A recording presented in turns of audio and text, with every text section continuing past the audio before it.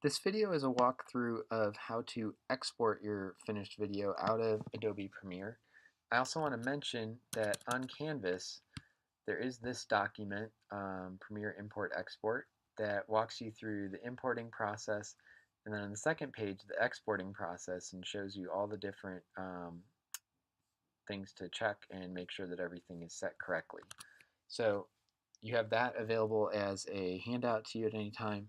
I just wanted to walk through this once in a video tutorial for those who learn a little better that way. So let's say I have my edited sequence here. I'm done with this movie. I'm ready to output it. I'm going to mark an in and out point on my sequence for what I want to export. That's not strictly required. If I don't do that, then Premiere is just going to output my whole sequence.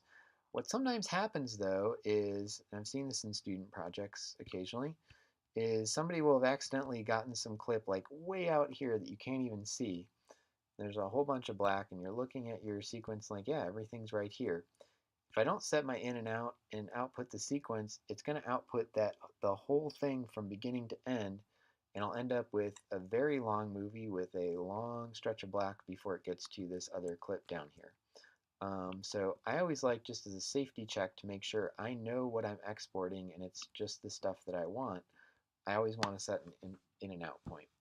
Okay, once I've done that and I've still got my sequence selected over here or down here, I can do it either way. Select here or click over into my timeline. I'm going to go under the File menu to Export Media. And you can see the shortcut for that is Command M if you want to do it that way. And this will pop up a window with a whole bunch of settings. And for purposes of our class, I'd like you to follow the settings that are listed on the handout on Canvas and that I'll walk through here. There are different scenarios where you want to do different things. So in some of our more advanced classes, and particularly in our post classes, we talk about what some of these settings mean and why you might use different ones at different times. For our purposes today, I'm just going to walk you through how to set this up the way that I'd like you to for class without getting into some of the details. Okay. So one thing I could do is check match sequence settings, and that will export the video in exactly the same format that it already is. I don't want to do that in this case because my video is in a particular codec that or particular format that our cameras record in that isn't actually very good for sharing with people. It's a great acquisition format, but it's not readable by a lot of things. So I don't want to just use that. I'm going to export it as a QuickTime movie, and you can ignore this preset option because we're going to change all this stuff anyway. Very important, I want to know where's my file going. So I'm going to give it a name. The name I already have is fine for me, but I want to know where I'm putting it so that it doesn't just end up in some random place and then I can't find the file. I'm going to keep this in the same folder as all the other work I've been doing on this project. You can put it wherever you want as long as you know where it is. So click Save so it knows where it's going. Okay, first thing I want to set down here, you'll notice there's several tabs. So I'm going to go into this Video tab, and for Video Codec, I want to select H.264. This is a very common codec. It gives very high quality relative to a very small file size. And it's also readable by any QuickTime player, Vimeo, YouTube, anywhere you want to upload it, we'll be able to read this as well. Now I want to make sure I set this first before I do anything else down here, because you'll notice depending on what codec I select, let me grab one that would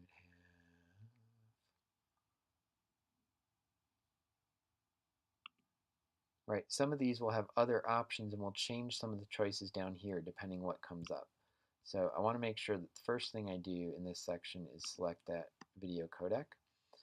And then my easiest thing here is click Match Source.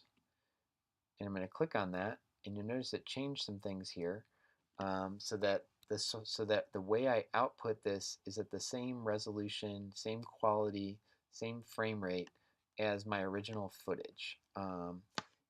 If you don't want to click that, you can look here and see these are the correct settings for if we've been shooting with the cameras at a 1080p resolution. It should be 1920 by 1080 with square pixels and a frame rate of 23.976, which you can always just remember it's that one that's not quite 24.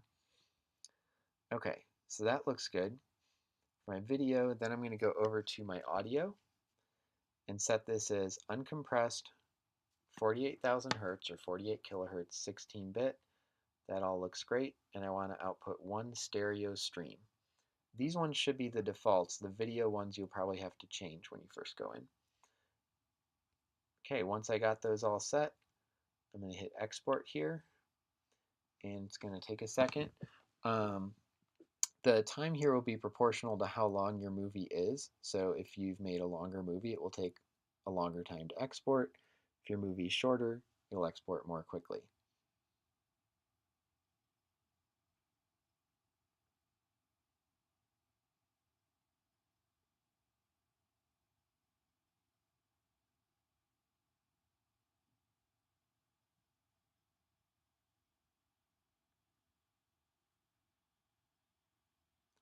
And this movie, for reference, was about 15 seconds long, and you can see it took about 30 or 40 seconds to export, and that's probably about right for that length.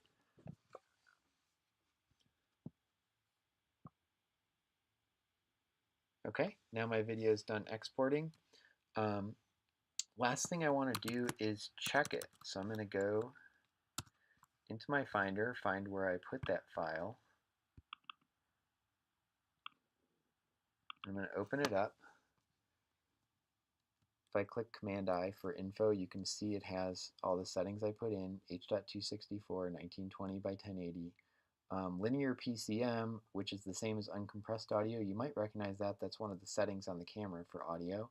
And my frame rate is 23.976, which it's abbreviating here to 23.98. So that all looks good.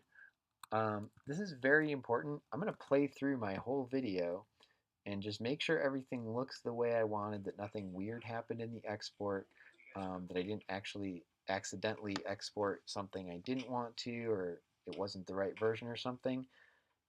You guys aren't making super long projects in these classes. That looked good, relatively speaking. So it's not like this is a huge time suck. I would absolutely say make sure that you watch through your video from start to end and make sure it's exactly what you wanted to output and that it output everything that you wanted.